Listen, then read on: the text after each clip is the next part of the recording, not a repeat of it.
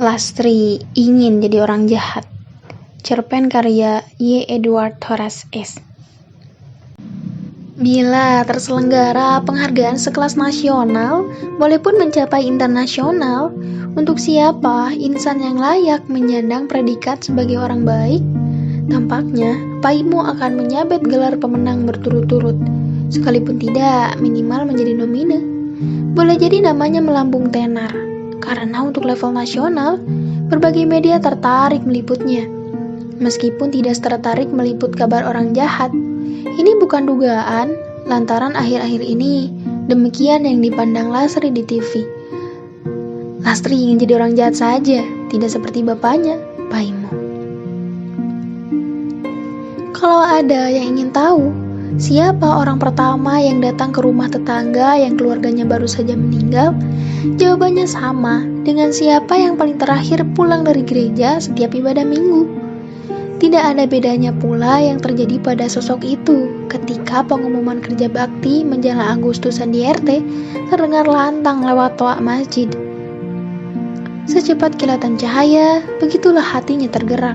Ia langsung lupa diri dan mengingat orang lain. Gusman, santai saja jalannya, kayak kamu baru pertama kali di sini. Sudah beres itu, kita tinggal ongkang-ongkang kaki. Justru karena itu, saya tidak enak hati, jawab orang yang disapa Gusman itu setelah kepalanya menengok ke belakang, memandang 4 pemuda yang santai nian langkah kakinya. Gusman menyegarkan diri menuju balai warga.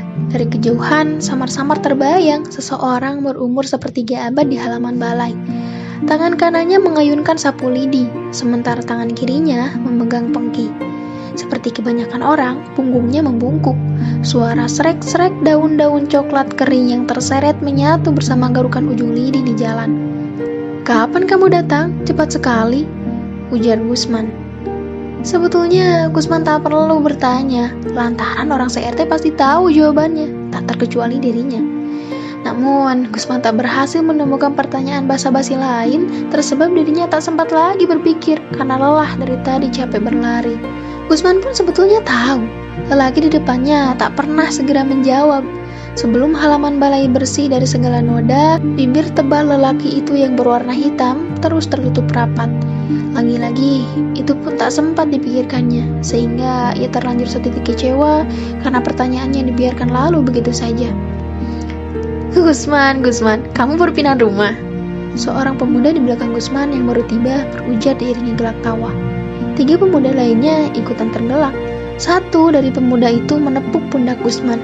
Ia merasa tidak heran dengan apa yang dilihatnya, karena hampir demikian yang ia saksikan setiap selesai ibadah minggu. Pak Imo yang baru saja tuntas menyapu halaman balai tanpa mengeluh, sama rajinnya ketika membersihkan lantai gereja. Pak Imo akan memastikan bahwa setiap jemaat sudah meninggalkan ruang ibadah hingga kosong untuk kemudian menempatkan kembali piranti kebaktian pada tempatnya. Kantong kolekte, kaki dian, kotak persembahan, karpet doa, termasuk setiap inci dari kaki bangku-bangku jemaat tertata lurus dengan arah ubin lantai, dirapikan mengarah posisi altar. "Bapak ngapain sih? Sibuk ngurus-ngurus orang? Kita ini masih miskin. Urus diri saja dulu, baru urus orang." Lastri membentak orang yang muncul di hadapannya setelah ia membuka pintu rumah. Lastri tahu bapaknya baru pulang dari balai warga tanpa perlu menanyakan. Sempat, Lastri mendengar pengumuman dari toa masjid. "Tak boleh ngomong begitu, Lastri." Terdengar dengusan lantang. Setelah itu, ada yang menutup pintu dengan kencang. "Kamu, kalau sudah mati, tidak bisa lagi berbuat baik. Selama masih hidup, gunakan waktu sebaik mungkin." Lastri bosan mendengar itu, karena itu teruslah jawaban Pak Imo padanya. Seperti sudah terpatri dalam pikiran Pak Imo bahwa hidup itu harus berbuat baik. Pak Imo menuju kamar tidurnya di dekat toilet. Lastri benar-benar bosan.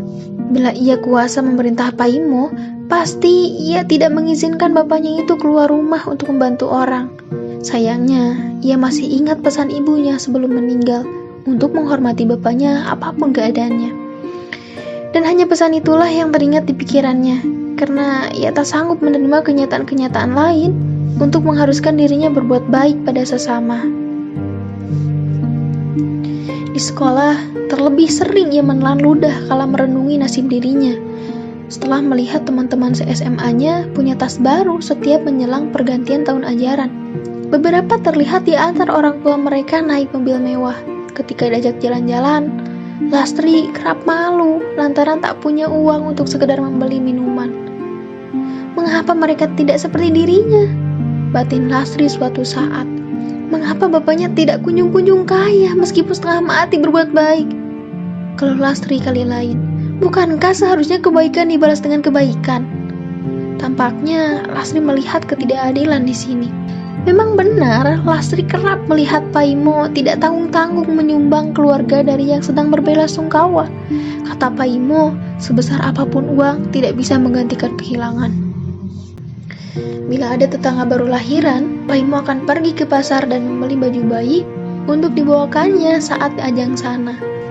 Sepetak jalan RT yang berlobang pernah pula ia perbaiki dengan uangnya sendiri, lantaran menunggu dari pemerintah setempat tidak cair-cair, sementara ia sudah berkali-kali mengadu. Terus saja Lastri berharap Paimo, bapaknya, mendapat limpah balas kebaikan yang nyata. Tetapi tak ada, yang ada uangnya habis, tabungan terkuras, di dompet hanya cukup buat makan sehari-hari. Rumahnya begitu-begitu saja, hanya beratap gedek. Kita berbuat baik tidak untuk berharap pamrih. Kita siapkan tabungan di akhirat nanti. Begitulah jawaban Paimo yang Lastri tolak untuk mengingatnya. Hanya sekali-sekali kembali teringat ketika Lastri tiba-tiba merindukan bapaknya itu. Bapaknya yang tiba-tiba meninggal bersimbah darah di jalan karena tertabrak motor ketika dalam perjalanan menjenguk tetangga yang sakit. Sial, betapa sial orang baik itu. Buat apa berbuat baik tanpa mendapat imbal baik yang nyata? Bukankah seharusnya orang baik mendapat penghargaan? Dunia tempat Lastri berpijak menolak mengiyakan. Sungguh jarang Lastri mendapati tontonan jasa-jasa orang baik terpampang di TV. Beda ceritanya dengan perselingkuhan, pencuri, pembunuh, koruptor yang lebih sering mendapat tempat untuk disorot dan segudang penontonnya. Bahkan orang bisa dengan bangga mempertontonkan kejahatannya, seolah-olah luruslah yang terjadi dan tak ada nurani yang dilawan. Meskipun Lastri tahu bahwa orang tua dari salah satu teman sekolahnya itu adalah koruptor, tetap saja Lastri iri dengan temannya itu, yang begitu mudah mengeluarkan uang sekaligus mentraktir dirinya di mall sepulang sekolah. Lastri sangat ingin seperti itu. Lastri muak melihat perbuatan baik. Tak ada gunanya karena bapaknya pun mati cepat. Sementara koruptor, orang tua temannya itu, masih berumur panjang bahkan setelah bebas dari penjara. Keluarga temannya itu malah semakin kaya dan sekarang menetap di luar negeri. Lastri tak mengerti, benar-benar tak mengerti. Mengapa bapaknya semasa hidup terus berbuat baik? Lastri ingin jadi orang jahat saja. Begitulah yang tersimak dalam hati seorang gadis yang sedang beranjak dewasa. Sementara di suatu tempat entah berantah, dalam keadaan yang begitu damai, dalam sekelebat bayangan, arwah Paimo menatap ke bumi. Matanya terbayang membasah. Jakarta, 31 Januari 2024.